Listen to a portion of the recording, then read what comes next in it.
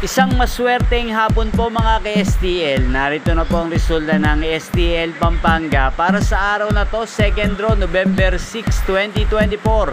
Araw ng Miyerkules. Naway ang mga natayaan nyo pong mga numero kanina ay manalo nawa ngayong hapong ito, 4 PM. Kaya kunin nyo na po ang inyong mga tickets. Narito na po ang resulta. Para po sa STL Pampanga, second draw result, 4 PM ang mga numerong nanalo.